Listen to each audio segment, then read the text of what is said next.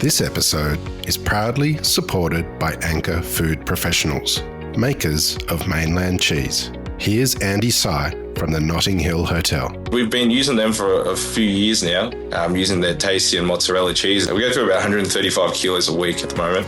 So a huge number. So we use it for our garlic bread, our pizzas, our parmas, our bechamel, our cheese sauce for our croquettes and arancini, throughout our lasagnas, anywhere we can really. It's such a good product. You know, having the freshest chips to your fresh chicken to a freshly crumbed schnitzel and topping up with a really high quality cheese is amazing. For more information, go to anchorfoodprofessionals.com.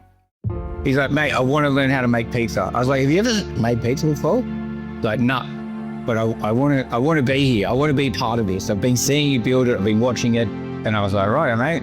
Yeah, like he's 49 years old. He's a plumber and he wants to have a crack. And I was like, well, let's chuck an hatred on you and see how he goes. This is the Deep in the Weeds podcast. I'm Anthony Huckstep. It's always great to catch up with former guests, especially when they make such life-altering decisions. Last time we caught up with Mark Labrooy. He'd left the famed Three Blue Ducks for a new challenge, and now he's up for another challenge. He's back on the show with a very exciting new project. Mark, how are you? I'm good, mate. How are you, Huck? I'm good, mate. It's good to get you on the show. You're always full of surprises and new moves, but you're venturing out with your own establishment. How are things? Mate, things are good. Things are really good. This is a bit of a trip down memory lane when you open a new venue and you're doing the entire build yourself, and it's a really small team and super community focused, and it's like it just has such memories of the early days of Grunty in the docks, you know, yeah, it's pretty cool. You're decided to open Barney's takeaway pizza and Wild Game Butchery, which actually you're about to open. You're literally about to swing the doors open while you're talking to us now. Tell us about the venue, mate. I'm literally opening in 2 hours time. So I know I was having a little chuckle to myself of like, I'm literally in shit today. Like I am in the weeds. So it's a pretty good podcast to be on, you know, because I'm literally deep in the weeds. So yeah, I'm feeling really good about it. It's kind of like, it's two passions. Like I've wanted to do pizza for ages. I wanted to turn the original Bronte Ducks into a pizza shop before we flipped it. But it kind of just didn't get traction internally within the group. And there's such a fun product to cook. So it's a really fun medium to work with. And there's plenty of fire and the dough is very alive. So, there's a bit of skill in it. Not saying that I've mastered that by any chance. I feel reasonably confident on the fire, but, yeah, dough, there's been a few situations where dough's kicked my ass a little bit. But, yeah, I'm having a great time. And I've got another business called Discovered Wild Foods and Wild Pie. And that's together with the other guys in Discovered and Joe Barrett as well, actually. So all of the product that we process up in Beechworth is down here as well. Like I'm just 10 minutes north of Wollongong. And I'm 5 minutes from home. You know, I'm going to open 4 days. I'm only doing nights. I'm doing the food I want to do. There will be a sign on the door at some point during the rut that says, gone hunting. And I'm pretty stoked to be able to do things my way, you know. Tell us about the decision and the process to sort of go out on your own like this. Like how long has it been in your mind, and, you know, when did it get traction? I think like any good idea, it comes from a time of need. And, you hear of these inventions that get created, in communities that are impoverished and they work out a way to create electricity incredibly cheaply. I'm not saying that I'm impoverished or created electricity, but, Han's finally finished her studies to be a doctor, and she's working in the hospital now, and her first rotation was ED. So it was just a huge impact on the family. Like, there's times where she needs to work through the night. There's times when she needs to work in the afternoons. And, it was very difficult to have a set life over. And then when I had a chat to AJ at Boathouse, and I was like, mate, I'm not sure if I can do this role. Like, if it's time for me to finish up. And, maybe 2 or 3 days earlier, I was in bed, and Han had said to me, hey, you're missing it. And you're missing it with the kids. Your phone goes off and you rush to the phone to deal with a problem, and there's always going to be a myriad of problems. And I just didn't have to be told that twice. I was like, I choose my family. So, yeah, I stood down from my role at Boathouse, as sad as it was to see that go, because I really enjoyed myself in there. And it was extremely challenging. Like, God, in hindsight, I've shit myself when I first went in there. But it was really cool to go and do some stuff on my own. Like in the Dark Squirrel, such a part of a team, such a network, and like really great camaraderie with Daz, obviously, and Andy. So there was always like great ideas to bounce off, but to do it solo was a big one. But yeah, had a ball in there, and I just need to be close to home, and I found a space that's 5 minutes from home, and I cracked out the tools and I started building, and I've built it myself. Obviously I used a tiler to do the tiles or a plumber to do the plumbing, but I just fucking got in there and had a crack, and I've loved it. Honestly, I've absolutely loved it. I feel very proud. There's some antlers on the wall from some deer that I've shot. The fridges and the freezers are stocked with Wild Game, which is just like a pure passion of mine. And I get to put together a menu within the pizzas that's traditional and some more contemporary items for a pizza menu, and a bit of Wild Game in there to boot. So I'm stoked. I'm kind of doing my thing. I don't know how it's going to be received. I haven't traded yet. But yeah, it's kind of that feeling of, you present yourself to your community, and then you find out if you're doing what they need you to do. So tell us a little bit about the food offering that you have. Is there a pizza or two you can tell us about? And also tell us about the butchery side of things. What do people have access to?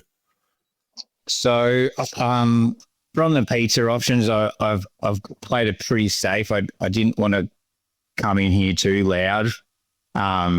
So I've gone for a wild boar sausage, with a nap sauce. So I just pump a heap of herbs into, and some coffee garlic and echalot. And that's my Wild Game offering in there. And then I'm working together with the guys, with Massimo from Saluni, actually, about this is something I'm extremely excited about producing a salami-based pepperoni for me to use here. So that'll start to take place shortly. And then the next phase of it, once I find my feet, I've got a 24-hour milk braised venison bolognese with a 3-cheese bechamel lasagna that I've been cooking out of the pizza oven. And like, I'm pumping my tires up here, but it's fucking stupid. Like, it's just so delicious. It's so delicious. And yeah, it's really fits, and it's just fun, like it's a big sheet of lasagna. You just run a big ladle of meat sauce and bechamel and make a sandwich out of it, essentially, and cook it nice and thin in a pizza oven. So the top blisters out of touch, and then just like heaps of fresh parmesan and basil. And it's just, yes, a good thing. So I love making it and I love eating it. So, how are you feeling about the food and your offering? You were with the Ducks and you've worked with groups and stuff like that. Like, this is really on you. Are you nervous about your food being accepted by the populace on this occasion, or are you? Yeah, like I think you're always nervous. I think if you're like, I rock, like you're just a fucking dickhead, like if you're super confident, like of course I feel, there's like those insecurities of of how do you feel about your food going up? And I eat the things that I'm producing, and I'm like, I think that's really tasty. Like, I'm really excited by it. And I know that I'm excited by it because I want people to try it. Like, I want my friends to try it. And it's not so they give me praise or anything. It's just so I'm excited to share it with you. I'm like, tastiest. My mouth just fucking exploded. Like, tastiest. This is so tasty, and so like that's kind of another big thing about here is, like I'm doing like a fresh pineapple and guanciale with the mentioned chili sauce and like a nut, like a tomato base and really good Kyoto latte. And it's just like, it's a ham and pineapple. Like, I'm not reinventing the wheel. It's ham, pineapple and chili. Like, fuck me, you're amazing, But it's just like, I'm just doing my take on it, and like the people, what's guanciale, and a bit of pig's mouth, right? So, I think just have a bit of fun with it. Like, there's a pepperoni pizza, there's a spicy pepperoni pizza in there, but I use a salumi pepperoni, and it's like that spicy pepper. It's just like a phenomenal product, like I'm using the vanilla cheeses, and it's just a phenomenal product. And you're like, I just let the produce do the talking, And I know you've opened many venues before, but has it been different on your own this time? Yeah, for sure. Like, it's one of my best mates, Dave Osgood. He's Joe Barra's partner. And because, when those two got together, I was like, wow, this could end really badly, or this could be amazing. And it turned out to be amazing, thankfully. There's a few threats thrown out towards Dave's way, I'm going to say, when I first found out they were seeing each other. But because I just love Jo. I honestly just love her to bitch. She's the most amazing human being. And Dave's been coming down for the last 2 weeks, and he's here for this week to help me open things. So just having like that familiar face, and he's like my brother, having him here, who's been a part of so many of those Ducks adventures, and so many years in there, it's like a familiar face, and something that feels very comfortable. So I'm incredibly grateful that I've got into this week, and then I've got to stand on my own 2 feet as of next week. But I've decided to go something that's a lot more simple. I think that what we used to do was really quite complicated in comparison. Not to say that it was good or bad. Like, I love what we did at the Ducks. I loved cooking that food and producing that food. And but yeah, it was very labor heavy, and it relied on a really good skill set. I think I've just replicated that on a really small scale. There's 10 or 12 pizza offerings and 3 different desserts that I feel really confident about how I can produce them. So, and hopefully I can train some of these young tackers in my community that to make some pizza and rip out some tiramisu and a bit of chocolate mousse, and it's just like, it's for the community. It's like, it's for myself, obviously, but it's also for the community, it's like, so,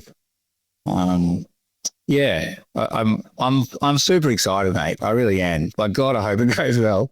But because I've tried pretty hard, so we'll see. I forgot to give you space to talk about the butchery side of things, and just sort of jumped in with another question. So I just want to go back there. Do you want to tell us about the butchery side and what you're offering? Well, this is, people are like, pizza at a fucking butchery. What's this goose doing? Like, how do those two things come together?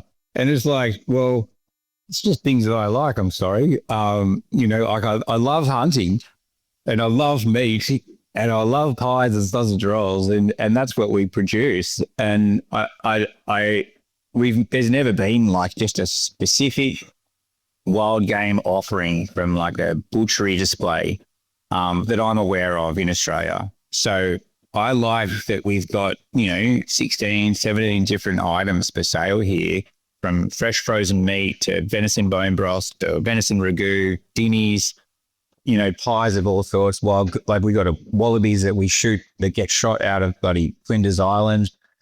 We got all the venison that's coming out of the high country from Victoria. And we got a bunch of wild goats that come from central New South Wales. And then, the wild boar sausage rolls, wild boar dinnies, So it's and a venison lasagna. So there's like stuff that's just like take home, chuck it in the oven. 30 minutes later, you've got dinner bobs. And then there's burger patties and tenderloins and backstraps and rump caps and like just all my favorite cuts of venison. And yeah, like that journey kind of started with falling in, like with hunting them to see what it was like, to just completely falling in love with them and then falling on my feet so hard with the guys that discovered and being invited to come and get involved. And, so I put my money in there when I finished up at the docks. That's exactly where I went put my money. So, really excited to be a part of the Discovered team and just something I'm incredibly passionate about. So you've been pretty amazing at being able to pull the rug out from under your feet and jump into another project. You've done that numerous times and we've talked about them on different episodes on the podcast. What sort of advice would you have for someone that, can turn their life upside down and go in another direction with such passion and success as you've been able to do? Oh, thank you. That's a lovely compliment. Someone will feel like that. I think that if you're going to do something, just bloody, buck up and get into it, and I think that, I don't know, I think I've said this to you before. If you're going to tackle something, tackle it with everything that you have, because if you fail, at least you can sleep at night knowing that you gave it your all. Because if you don't, you just could be at an incredible missed opportunity. So, and the other side of it is that I now start to have like the support of my partner. It was really difficult previously when Han was just studying, because you rely on a bit of dual income to, like I haven't worked since January. I've been, I put a tool belt. Well, I didn't even put a tool belt on. I used to just put a pencil in my pocket, and connect and drill to the side of my trousers while I was building this thing, So, and that's been really fun. I've sampled the local Barney's on many occasions and eaten plenty of local tuck shop sausage rolls and pies, and now it's time to get open. So it's a fun process. It's a really fun process, particularly when you're not engaged with how they get built. So, well, you are actually on the cusp of opening and it's literally hours away. How are you feeling? I shouldn't have done. I don't know how we can go. We've got a couple of little grommets coming in. I've got a bloke that came in off the street the other day. He's like, mate, Marky, I've been wanting to speak to you. I was like, oh, yeah, I'm not sure. I don't know you. What, is everything paid? He's like, mate, I want to learn how to make pizza. I was like, have you ever made pizza before? He's like, no, but I want to be here. I want to be part of this. I've been seeing you build it. I've been watching it. And I was like, right, mate. Yeah, like he's 49 years old. He's a plumber and he wants to have a crack. And I was like, well, let's chuck an hatred on you and see how he goes. So he's going to come here tonight. Well, fuck, he knows how this goes, mate. So, yeah, we'll see. We'll see. As always, it's very entertaining catching up with you. Good luck tonight, and I can't wait to see where you take things. So please keep in touch, mate, and we'll catch up again soon. Thanks, mate. You take care. This is the Deep in the Weeds podcast. I'm Anthony Huckstep. Stay tuned as we take a deep dive into the lives of the incredible people who ply their trade in the food and hospitality sector. Special thanks to executive producer Rob Locke for making this all happen. Follow us on Instagram at Deep in the Weeds Podcast or email us at podcast@deepintheweeds.com.au. Thanks to executive producer Rob Locke for making this all happen. Stay safe and be well.